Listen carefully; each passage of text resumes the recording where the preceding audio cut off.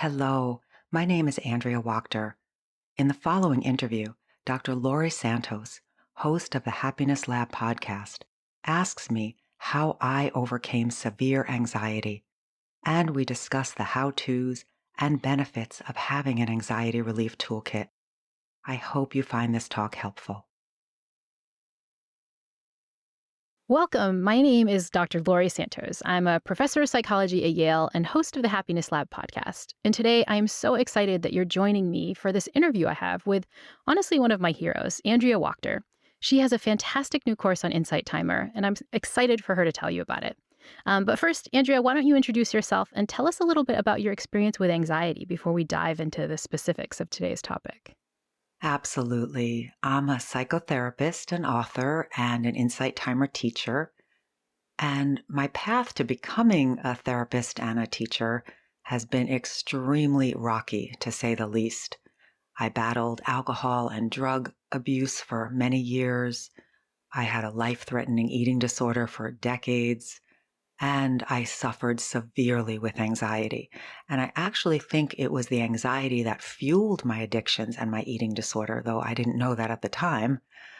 I really look back now and I think it was my innocent attempts to try to calm my system and quiet my mind.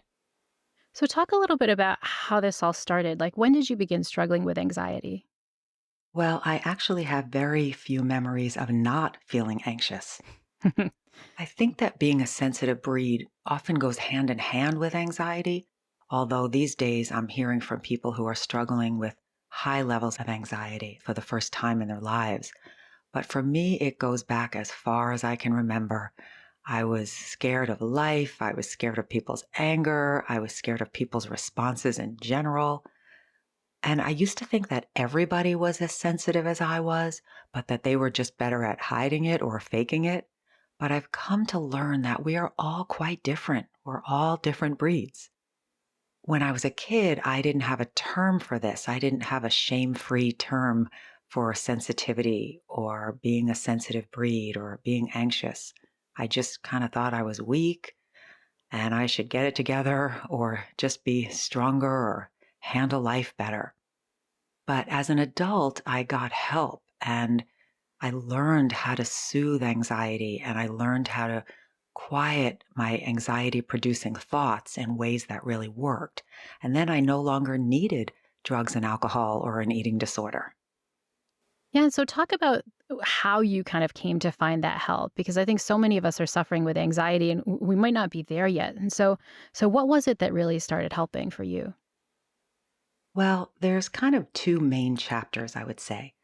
Originally, the help that I sought for the eating disorder and addictions was more in the form of therapy and group support and a ton of self-help books. And all of that definitely helped. But I was still left with a lot of anxiety, a lot of worrisome thoughts, a lot of rumination, and a lot of fight or flight feelings in my body. And I was given the common suggestions that many of us are given. And they helped some. Things like meditation and taking lots of deep breaths and exercise and eliminate stimulants and medication. Although for me, it was a little bit ironic with medication because I was so sensitive. I was too sensitive to handle the side effects of medication. So I knew I needed to find other ways. And I found that some of the tools helped, like meditation sometimes. That was helpful, and exercise for sure. And I'm a big fan of deep breaths. But I was still really plagued with anxiety. So I decided to do some searching. I knew there had to be more tools than kind of those basic ones, as great as they are. And I found that there were a lot of very practical tools. And I found that some of the tools could help kind of quiet my mind and soothe my system enough for me to be able to meditate and reap the benefits. And then other times I could meditate and then use these practical tools throughout the day after I meditated. I also want to say that for many people, meditation really helps to quiet their anxiety. I have several anxiety relief meditations on Insight Timer, and I am a firm believer in meditation. Myself, it's the first thing I do every morning. But a lot of students tell me that when their minds and their bodies are really keyed up and firing with fight or flight chemicals, they have a hard time sitting down and meditating. And that some of the more practical tools or hands-on tools or thought questioning tools help them to calm down and settle enough so that they then can meditate. So it's different for everyone. I think you're not alone. I mean, I have a friend who experiences incredible anxiety, and sometimes she says, I just don't want to be alone with my thoughts. Like, just the idea that I'm going to spend 15 minutes alone with my thoughts meditating makes me more anxious, right? So I think this is really a common problem. And so give me a little bit of a summary about the new tools that you came up with and the kind of thing that you're offering on Insight Timer. Well, basically, I sought tools for my mind and for my body. And what I found was that some tools worked some of the time and others worked other times. And that's why I really became passionate about the idea of having a toolkit, a full toolkit with all kinds of options that people can pull from at any given time. So, what I researched and practiced for years and now have in my courses are tools like EFT tapping. Some people call it psychological acupressure, or self-havening, which, if you don't know about, is a really simple but very calming technique. I learned an extremely life-changing tool called the work, which is a very simple but powerful process that helps you question your stressful thoughts that lead to anxiety rather than just becoming hijacked by our thoughts all day. I teach a tool called channel changing and a very, very healing process called parts work that I learned many years ago. And parts work can be really powerful. So often when someone feels anxious, it can feel like the anxiety is the only voice in town. And when we do parts work, we meet the anxiety, whether it's the sensation or the thoughts about the sensations. We meet those with compassion and curiosity and tenderness, kind of like a loving parent would meet a child, hopefully. And it becomes more of a compassionate conversation with anxiety rather than just an anxious monologue. So those are just some of the tools. And there are kind of two parts of this approach I love so much. One is that you emphasize self-compassion. This is something I talk a lot about on my podcast, The Happiness Lab, the importance of taking a compassionate approach and not beating ourselves up for kind of going through this experience that's already kind of unpleasant. But the second thing I love so much is this idea of a toolkit, right? There's not a one size fits all. There are going to be lots of different strategies that might resonate with different people or that might work for you at different kind of points in your journey to kind of solving your anxiety. And so talk about this idea of a toolkit. What are these tools, and are these the kinds of things that you're presenting in your courses here? Well, I basically took what I found to be the most effective anxiety relief tools and I put them together. I added a few original tools. I added some personal stories and tried to add a little bit of levity and created this menu or a toolkit. And what I found is that when anxiety levels increase, our logical thinking tends to decrease. And that makes it really hard to remember to turn to tools. So often people just get caught in the spell of anxiety. So what I recommend is that students go through these lessons and they try on each tool. Just give it a try. And I always assume that not every tool will work for every person every time, right? We just want to go through, try them on. And if someone finds a tool resonates for them or helps them feel a little bit of relief, or they just like it, then that goes in their toolkit. And I ask students to begin to compile a toolkit or a list or gather their favorite tools and keep it in a very accessible place. This could be a note on your phone. This could be on another favorite device. It could be a special journal. It could be a list you keep by your nightstand or on your computer. something that you're going to see every day. And then I highly encourage people to set reminders because, as I said, when anxiety increases, we often get taken over by these fight or flight sensations. So having regular reminders set up to practice our tools so we remember to practice them, we can break that spell of anxiety. Oh yeah, here's my timer going off. Oh yeah, here's my Post-it reminding me, have I practiced my tools?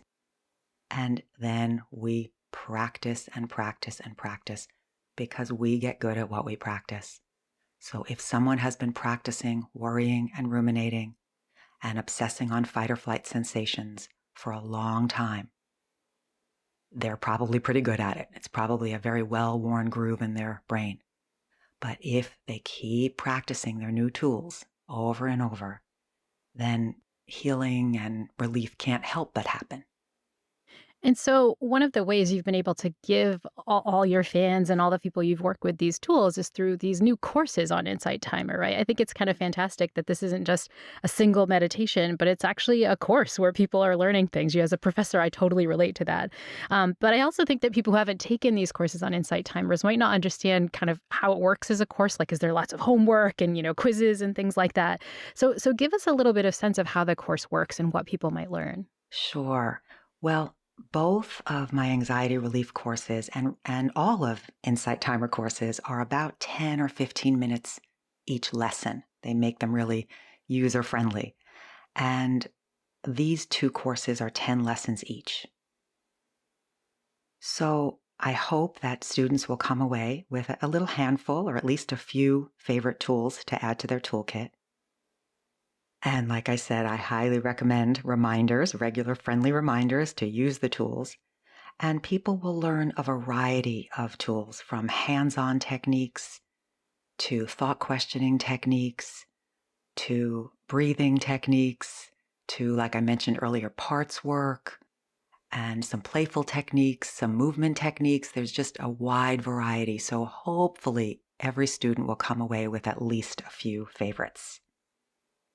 And especially since this is Insight Timer, which is so focused on the power of meditation, I want to talk about the use of that as a tool. As we talked about, when you're an anxious breed, being alone with your thoughts can feel a little bit scary, so people can have a difficult time meditating.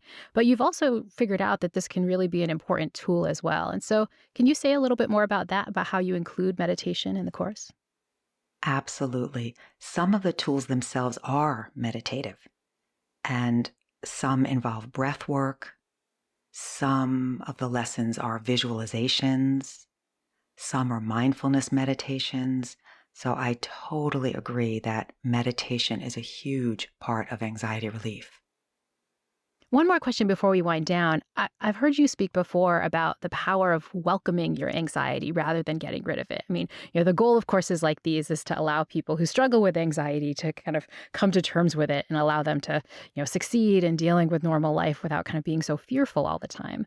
But one of the techniques to dealing with your anxiety is actually not trying to fight it so much, as counterintuitive as that is. And so, can you say a little bit more about that? Yes, it is very counterintuitive because anxiety is not a pleasant feeling. I've never met anybody who liked their anxious feelings or sensations. And because of that, it's easy to want to get rid of them. It's easy to hate anxiety and disapprove of it and just want it gone. But ironically, when we try to get rid of anxiety and we disapprove of the feelings, they usually escalate. All you have to do is tell an anxious child to knock it off and get over it to see that that is not an effective technique. But when we meet anxiety with tenderness and compassion and soothing, the same way we might speak to an anxious child, it usually settles down. And this is, I think, a technique that we can learn over time. As you start to think about allowing your anxious sensations and being with them and treating them self-compassionately, I think just the notion of that can be scary. But when you take it in baby steps and realize, I can hang out with this feeling, for a minute or so, or I can kind of be compassionate with this. I can use that approach. Oftentimes you realize that it's a really powerful technique for kind of riding and surfing those waves and getting to the other side. It really is. And it's kind of ironic that most of us have been taught that happiness is the goal, right? That we should just be happy all the time. But I often tell people that it's like thinking that it should always be 70 degrees with a light breeze. It's not the case here. That's not the deal here. And thinking we're supposed to just be happy actually makes a lot of people unhappy because it's a lot of pressure. But what I found is that when we meet our feelings, all of them, especially the more challenging ones like anxiety, when we meet them with compassion and tenderness and love and kindness, we usually end up ironically experiencing much more peace and happiness. Well, I hope that at least some of the folks listening to this now will maybe embrace this irony. Will try out this new toolkit for kind of, be finding ways to be one with their anxious thoughts so that they can kind of get through these awful sensations. Andrea, thanks so much for chatting with me about this. I hope everyone listening checks out your courses. Do you want to say more about what they're called, just so people can find them on Insight Timer? Sure. So one is called Your Anxiety Relief Toolkit. There's the toolkit in there. And the other is called Practical Tools for Anxiety Relief. And anyone who's interested can start with either one. They're really meant to be taken as standalone courses or they're complementary to one another. Awesome. Thanks so much. Thank you so much.